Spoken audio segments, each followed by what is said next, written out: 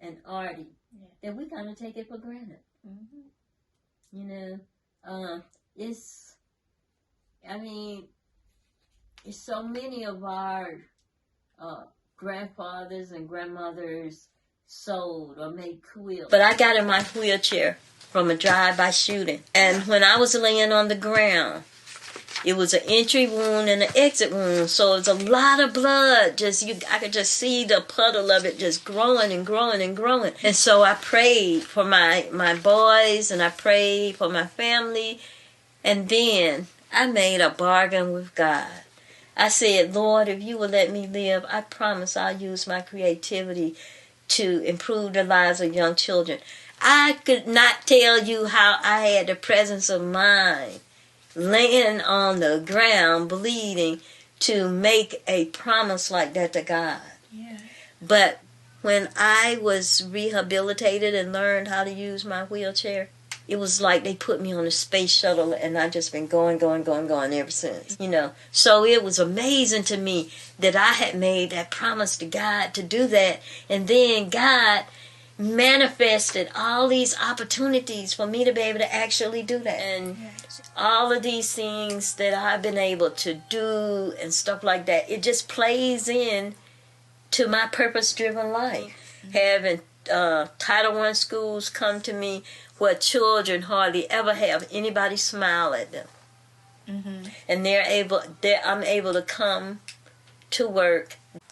I'm doing work to fulfill the promise that I made to God if He would let me live. And so it just makes it more important and very, very serious. So one of the things you didn't mention was the age when that incident happened. How old were you? I think I was 33 years old.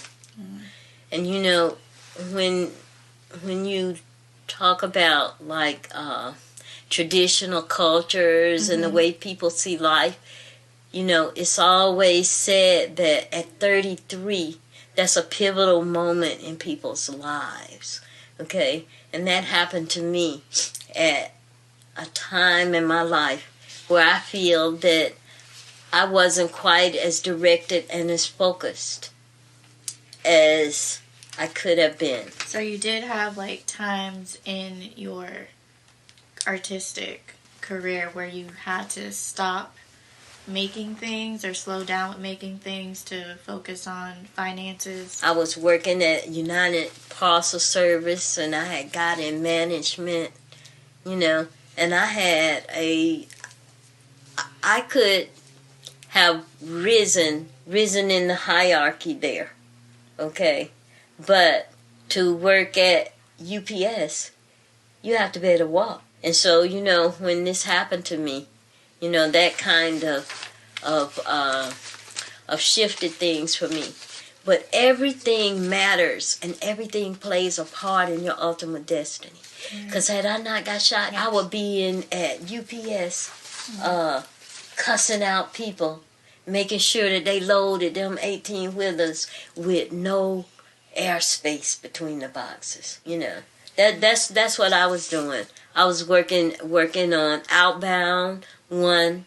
I had 15 guys and one girl under that I supervised, and my whole day was get them packages in that truck. You know, I still was doing a little bit of art, but I wasn't really doing much of that. I kind of lost myself. Sometimes, you know, you'll get to a point where, you know, you're concerned about money and the 30-day bill cycle and all of that. And sometimes those kind of thoughts could drive you maybe to do something that you might not feel that you want to do.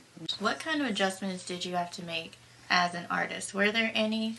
Yes, well, you know, a large part of my art is a sewing machine. So most sewing machines are operated by a foot pedal, or you knead like this and stuff. And so I couldn't do that. And so I had to come up with a way that I could sew and match that pedal with my hands. Oh, did you? Yeah, and so I had made this little bag like a shoulder bag. Right. And I would put the pedal in the bag. And then I could mash the pedal with my elbow and be able to sew like that. That's pretty. But now, I'm upgraded. I got a sewing machine with a button where I can sew with 2 hands now. And I don't have to. As soon as I was able to sit up in my wheelchair. But see, the thing about it was, when I got shot, I had what you call a spinal abscess, where the the bullet just kind of went in my body and went, and it hit the spine, and it tore up the bottom lobe of my lung. No, the top lobe of my lung, and that's how I got in the wheelchair, right? It kind of all flows together. Mm-hmm. It's like my life is a beautiful tapestry. Mm-hmm. And all of the times that I had unfortunate things to happen, they always led to something wonderful. So if it was anything that I would tell people, I would say, embrace your pain. Don't be afraid to make a mistake. Look challenges straight up in the face.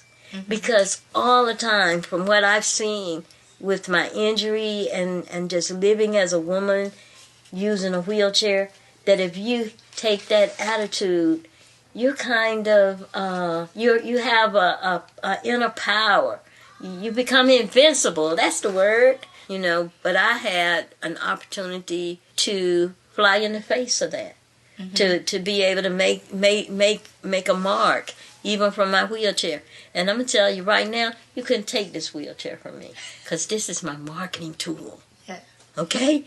When I go in a place, I'm usually the only one in a wheelchair. Mm-hmm. And so I have an opportunity right then to make a mark, because everybody's looking at me. I'm the only one in a wheelchair. And I'm black. And a woman. And a woman. You got the big threes. The threes. But I'm able to transcend all of that. And if it wasn't for the struggles and the challenges and all of that, I don't think I would have the mindset to be able to do that.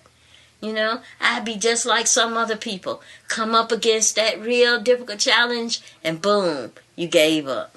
Mm-hmm. Right when you were at the moment where you could have been an overcomer. Give up.